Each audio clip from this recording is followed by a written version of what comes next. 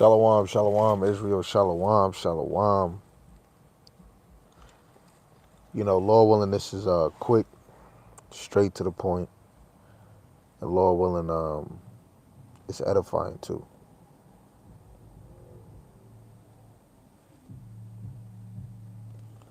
First and foremost, I want to give all praises, glory, and honor to Yahweh, Ba'ashem, Yahweh Shai, Ba'ashem Rakakadash. Yahweh is the Most High God, and Yahweh Shai is who the world innately calls Jesus Christ. Rakakadash in the Paleo Hebrew is the Holy Spirit. Double honors to the apostles and the elders of Great Millstone who rule the world through the Spirit, teaching His word and believing in His word. Lord, willing, the Most High continue to put in their spirit to push 100% the Most High's doctrine to the best of their ability. In the mighty Shalom to the hopeful elect that are scattered four corners of the earth. So I can teaching His word and believing His word, being sincere. Lord, willing, the Most High continue to put in their spirit to endure.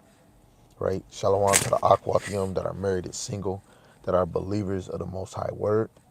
Lord, willing, the Most High continue to put it on your spirit to pursue to be a loving and silent and virtuous wife. And Lord, willing, the Most High have mercy on the other brothers and sisters that's not in the faith. This is a late night video. I could have did a screen record, but my phone be acting funny. But I was reading Mark, the third and fourth chapter, and even though I read this multiple times, it hit me again. So Lord willing, we examine ourselves to see if we in the faith every day.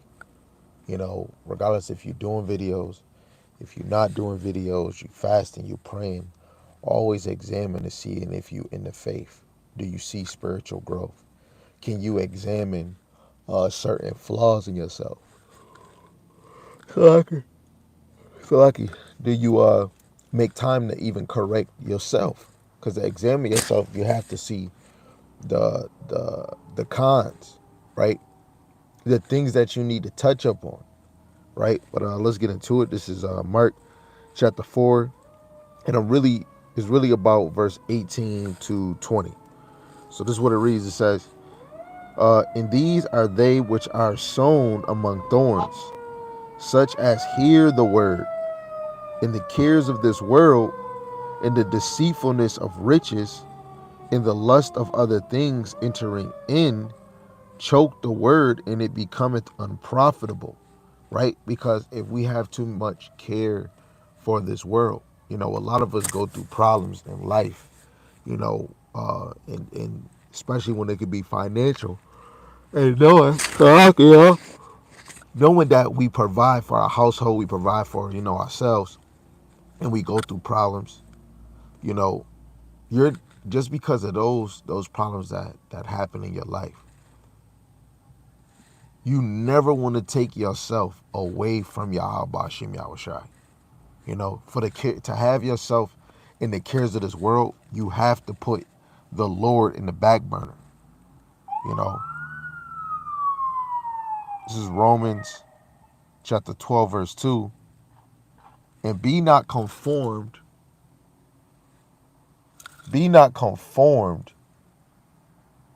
to this world, but be ye transformed by the renewing of your mind, that ye may prove what is that good and acceptable and perfect will of God. Reading that in the NLT, it says, don't copy the behavior and customs of this world, but let the Most High transfer you into a new person by changing the way you think. Then you will learn to know God's will for you, which is good and pleasing and perfect, right? So if you have too much care for this world, too much, the car that you got, even if it's expensive or if it's not, you want this car, you love that car so much, is you willing to choose the MOTB or serving your Habashim Yahushai? Um, Men, we supposed to be teaching His word. We supposed to be feeding the flock. Even in myself, am I putting money, working, doing the things that I might want to do over serving Yahweh Shem Yahushai? Teaching is a must. You know, In order to teach, you must feed yourself. You must read. You know, you should be catching, especially if you calling yourself a teacher or a leader in this truth. You should be catching yourself reading. You should be catching yourself observing what's going on in um, in your nation. You know, for people that's not in the truth, people in the truth, brothers that is teaching and brothers that's not. The Lord called us to be watchmen. You know, so the more that we're occupied in watching, examining ourselves, examining the truth, watching brothers, making sure you like, damn, I didn't do a video. Oh, dang, I didn't read. Oh, man, I didn't pray. The more we pay attention to those things and put that at the top of our mind, we won't put too much pressure on the cares of this world. Paul told you, he said, use the world, but don't abuse it. Use the world for what you need it for, but don't abuse it. Because when you start abusing it, you start to care for this world, the deceitful of riches. You know, I know a lot of us want to make money. I want to make money. I want y'all to make money. I want us to make money, you know, to provide for our family, not to be living lavish and looking like idiots, you know, to first have it on your mind, especially as men. You know, if a man don't provide for his house, he worse than an infidel. That's the real reason why you're getting money, to provide for your household. Hey, you might have things that you might like, but if Jacob is our father, we must live a simple life. That's why we shouldn't have too much care for this world. We shouldn't hold too much value on trying to have riches on this side, because even Solomon said, Ecclesiastes 2, that it was vanity in vain. No, it was vanity, and it was vexation of the spirit. Anything that's outside of Yahweh Shem Shai, especially if you don't have that spirit of the Rakakwadash, it can overwhelm you. You can either become lazy, proud, prideful, and then most of us that's lazy, we not technically lazy. We're lazy for the Lord, right? And it said, in the lust of other things entering in, choke the word and it becometh unfruitful, right? Because that lust of other things, the desire of riches and money and wealth, living lavish, the desire, the growth that came into your heart, it started to spoil you. That's why the word is unprofitable in a lot of our brothers and sisters. It's because they're too worried about the cares of this world. And I know we in the flesh. It's times we slip up, but that's why this verse is all shall. I'm trying to get it on my mind as much as I can. You know, this is 2 Corinthians chapter 13, verse 5. Examine yourself whether ye be in the faith. Prove your own selves. Know ye not your own selves, how that Yahweh Hamashiach is in you, except ye be reprobates. So I'm going to go back to Matthew, and I'm going to read 17, right? So you should examine yourself. Let's read verse 17. Mark chapter 4, verse 17, Salaki, starting at 16, and these are they likewise which are sown on stony ground, who when they have heard the word immediately received it with gladness, and have no root in themselves, right? Because they're not rooted in Hamashiach Yahushai, and so endure but for a time, because brothers do endure just for a time. Afterward, when affliction or persecution ariseth for the word's sake, immediately they are offended, right? So when a lot of us are called to yield ourselves down for this ministry, for this word, but when affliction and persecution come, some of us is going to be offended and we're going to leave this truth because we're not planted. 1 Corinthians 15 and 58. You want to be stand fast and unmovable in this truth. The flesh is weak. The more we start thinking with our own heart and not just thinking on the words of the Lord, it will steer you another way. Now I'm working on trying to work on my anger and working on my thoughts, because Nobody can do anything unto us unless the Lord have given them the notion. All of us, Shamia Wali always say this, everybody was given a script. So whatever anybody has done to you, it was in their script to do to you. Whatever happens in your life, that is part of your script.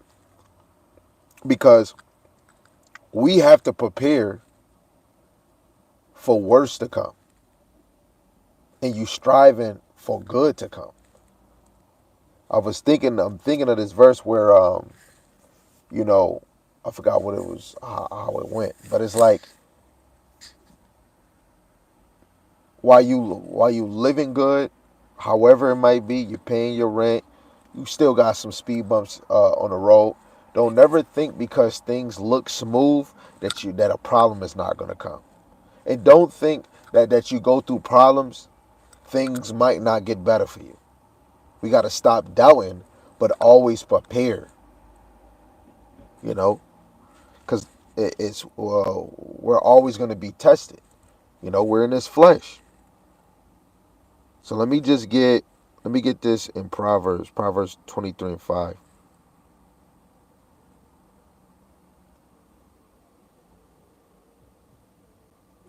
This Proverbs 23:5, it says, "Wilt thou set thy eye upon that which is not? For riches certainly make themselves wings. They fly away as an eagle towards heaven." Let's read that in the NLT. It says, in the blink of an eye, wealth disappears, for it will sprout wings and fly away like an eagle. You know, hey, you get your check. What do most of us say? I think it's Haggai 1:6, where it says, we gain a lot, but then we come back with little. We try to fill our bags, but we have holes in our bag, right? You get your paycheck, bills, rent. By the time you pay that, you don't got no bread. This is why, if you really want to make it in this world, you got to have a drive to have money. But then you're going to always question yourself. If you could drive yourself to get all that money, what drive do you have for Yahweh Shem Shai? Because he's way more important than that money. You know what it says in Matthew, the 6th chapter. You know, you can't love two masters. You got to love one and hate the other, right? Let's get another one. Let's get Ecclesiastes chapter 5 verse 13.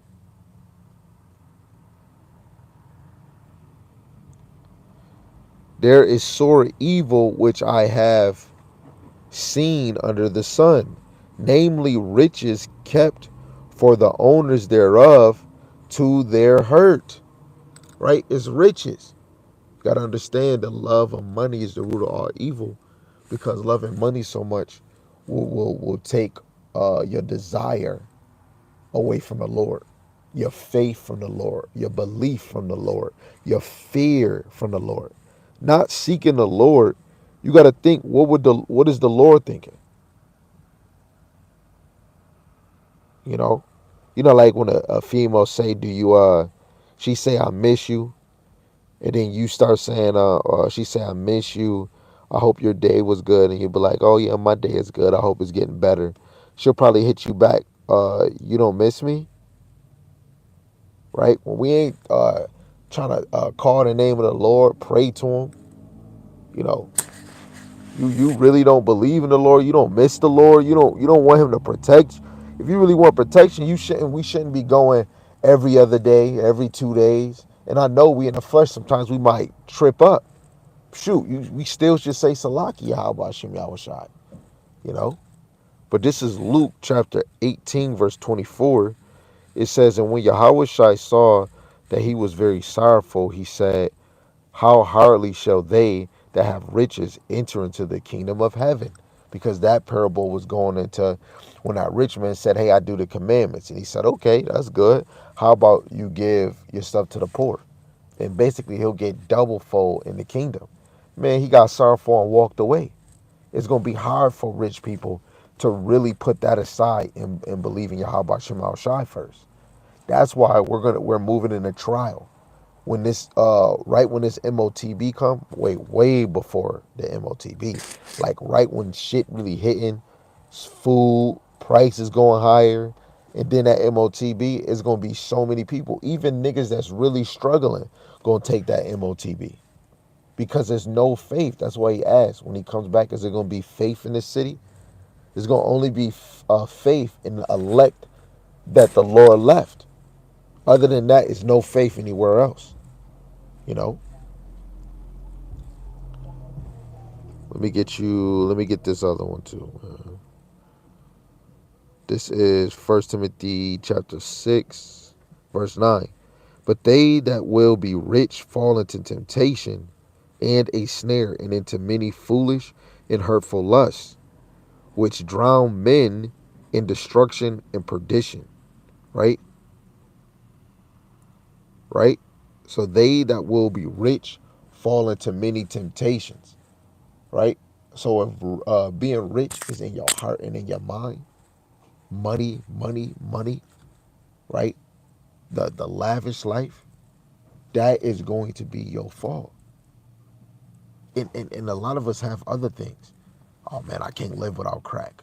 I can't live without this weed. I can't anything that's outside the Lord that you feel that you can't live with, and you put more time in that, right? That's gonna be your fault, you know. And I know even a lot of us even say, man, I can't go without a woman, or a woman, I can't go without a man, which a woman really can't go without a man because she was created to be under a man. But if you even saying that and you don't have it in your heart, you can't go without Yahweh Shem Yahushai. When you get a man, what is you going to even do? It's like this is a real thing. Without Yahweh Shem Yahushai, we have nothing. We are nothing. You are a unknown character. You are shit. Without Yahweh Shem Yahushai, we are nothing. That's why on in the next verse, which is good ground, that's why we want to make sure we're solidified on good ground. In verse 10, it says, for the love of money is the root of all evil, which while some coveted after, they have erred from the faith and pierced themselves through with many sorrows. Now, I'm not, hey, brothers, y'all do whatever y'all want. But if there's any brother that's in this truth that have that lust for money, covet money, and is erring in their ways when it comes to teaching or leading, you're going to be put to death, man. And guess what? The Lord might use you for that because he might use you to draw the other delinquents, the other ones that's not his sheep, the other ones that's not sincere for him. Everybody has a job. When you apply for a full-time or a 5 to 9 or a career, it's going to be different positions. Everybody's working, bro. Somebody's going to probably have the best top job in that. Somebody's going to have the most shitty doo-doo job, you know? And really on this side, false teachers, outside of the other ones, false teachers, false leaders in this thing, you got the most doo-dooish job on the left-hand side away from righteousness. But your job is one of the most important against the men of the Lord on the right-hand side. You have cares for this world. So brothers that's constantly trying to pursue to get into the kingdom, work hard to stay on the right side, right? We don't want to be used on the left-hand side because it's over for you. You working for the Lord, but then you're going to be destroyed. I'm working for the Lord, but I'm trying to aim to get beamed up and make it on the other side. Dropping down to 17, it says, charge them that are rich in this world, that they be not high-minded, nor trust in uncertain riches, but in the living God, who giveth us richly all things to enjoy. Right? And it's some brothers that is high-minded. It's brothers that they might do a donation, a GoFundMe. And we doing another one, we got 100,000. This and this and that, or that. Or this and this and that, and that and that. Donations, donations, donations. And at the end of the day, they probably signed that 501c3 bill. And if you gotta fold out on certain things you saying and what you teaching, you are not the man of the Lord. And I know you see it too. This truth is unwavering. This truth that don't have no cheat codes. It don't have no shortcuts. Yahweh Shai said, St. John chapter 10, verse 1, if you go through any door, you are a thief and a robber. Especially if we teach in this word, make sure you are not a robber. Because when we go into this chapter, verse chapter 4, verse 1 all the way to 20, this is the parable about the sower seed.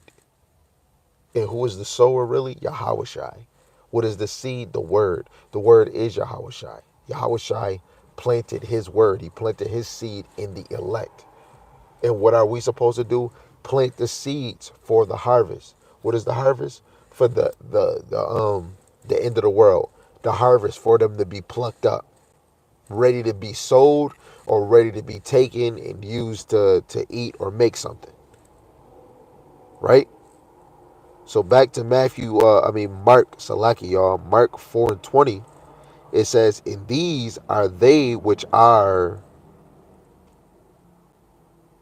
sown on good ground, such as hear the word and receive it and bring forth fruit, some 30-fold, some 60, and some 100.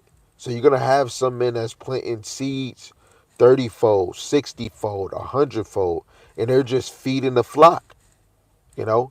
But it said good ground. It was a precept that I was thinking of before I go anywhere. I'm thinking of Luke, the 6th chapter. This is Luke chapter 6. I'll just start at 46. It says, and why call me Lord, Lord, and do not the things which I say? Right? And somebody that don't do what he say is somebody that might get offended on this word, or somebody that's on the wayside, or that's on stony ground, or somebody that's not rooted, or somebody that's mixed in thorns, right? You have to be on good ground, right? It says, whosoever cometh to me and heareth my sayings, his doctrine, and doeth them, I will show you to whom he is like. He is like a man which built a house and dig deep and laid it on a foundation, on a rock. And when the flood arose, the stream beat violently upon the house, and could not shake it, for it was founded upon a rock. But he that heareth and doeth not is like a man that without a foundation built a house upon the earth, against which the stream beat violently, and immediately it fell, and the ruin of that house was great. Right? So if you're built it on good ground, your house will not fall. But if your house is built it on hay or stick, if it's not built on Yahweh Shema Shai, it will fall. It will be destroyed. Right? The Lord brought us to be fruitful because he gave us the foolish teaching, which is perfect. This is he gave us foolish preaching for the believers, but this right here is true. It's solid. Nothing can penetrate and take it away because the elect is going to get it. Right? St. John, the 15th chapter, verse 2, it says, every branch in me that beareth not fruit, he taketh away, and every branch that beareth fruit, he purgeth it, that it may bring forth more fruit. You got to think every week, every month, every year, the true men of the Lord is getting purged, right? All their teaching, all their guidance, all the righteous acts that they're bringing out, the righteous understanding, the Most High Scripture that they're bringing out, right? The Lord is happy, and the Lord is going to give them more in the Spirit, more in the Rakak Kodash, more wisdom, knowledge, and understanding. 1 Corinthians chapter 2, verse 10 and 11, They're going to be able to understand the deep things, the secrets, the mysteries. They're going to be able to understand them on a way deeper level, and that's going to be a heavenly understanding, right? Drop it down to verse 5. It says, I am the vine, ye are the branches. He that abideth in me, and I am him, the same bringeth forth much fruit. For without me ye can do nothing. So none of us can be fruitful without Yahweh Shema Shai. We can't flow this ministry without Yahweh Shema Shai. We can't increase without Yahweh Shema Shai. There is no direction without Yahweh Shema Shai. Right? So if we are the branch in Yahweh Shema Shai, we're going to automatically be fruitful. If we're planted in Yahweh Shema Shai, nobody can't do nothing to us. And if somebody do, the Lord allowed it to because you've been tested, chastised, a situation happened, but the Lord is looking, oh yeah, he gonna overcome that. The Lord won't put us in something that he knows you can't overcome. Now, if that's the case, he might be trying to wind you out of this because you might not be that number. So be thankful every day. It doesn't matter how the Lord and whatever he doing, whatever tricks is in Yahweh Shem Yahushai's back. It's better to fall in the hands of the Lord on the right hand side than the left hand side any day. Right? So let's get Romans chapter 7, verse 4. It says, wherefore, my brethren, ye also are become dead to the law by the body of Hamashiach, that ye should be married to another, even to him who is raised from the dead, that we should bring forth fruit unto God, right? Because through the Spirit, the elect, the true elect, is married to Yahweh Shai. Because all Israel are wives, are sisters to Yahweh Shem Yahweh Shai. And if Yahweh Shai is our husband through the Spirit as a nation, we must be a faithful wife. What do he want us to do? And oh man, wow. And if we're a wife to Yahweh Shai, the Lord told the woman, this is what women's supposed to do. And since Israel is a woman, the southern and northern kingdom, this goes for you. Genesis 3:16. Unto the woman he said, I will greatly multiply thy sorrow in thy conception. In sorrow thou shalt bring forth children. However many children this man want. Even if he slip and busting you, it is what it is. Right? It says, and thy desire shall be to thy husband, and he shall rule over thee. Right? So whatever his desire is, you move on that motion, and he rule over you.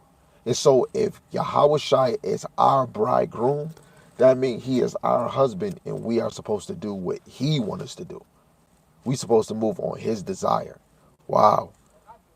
We supposed to move off his desire. And then he said, thou shalt bring forth children. Us bringing forth children is us planting seeds. Ooh.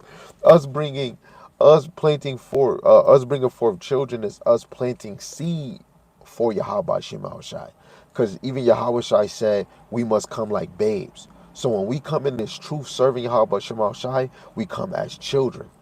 So you must know when you read Genesis 3:16, it can fit for you too, because we are supposed to bring forth children to our husband, which is Hamashiach Yahweh Shai. He's our husband. We need to bring him fruit. We need to bring him the elect. And we're supposed to move off of his desire because he rules us. Whatever he says goes. Wow, all praise to Yahweh Shema Shai. I was edified by that. Lord willing you was too. And if not, hey, it is what it is. But with that, all praise to Yahweh Shema Shai. Again, this lesson is all about examine yourself. Make sure you are on good ground. If you really are serving Yahweh Shema Shai, every day you should be examining yourself, and we should be rebuking and correcting ourselves if we see that we need to do better, right? Because it's almost about to be an end, and people don't know what's going on, and we must hold on to our faith because it can come a time where the things might be too severe, and you might not be able to handle this affliction or this persecution, and you might take that bag. One by the Yahweh Shai, IUIC, ISUB, whoever you freaking is that's taking the bag or trying to be of this world or trying to mix the world with the truth, however you trying to do it, you know, pray for me, I'm gonna pray for you. We gotta keep our foot on this gas because a big change is about to happen in the world, but very important in America. And with that, I want to just give all praises and honor and glory to the true power and true God, Yahweh, Ba'ashim, Yahushai, Ba'ashim Rakakadash. Amen.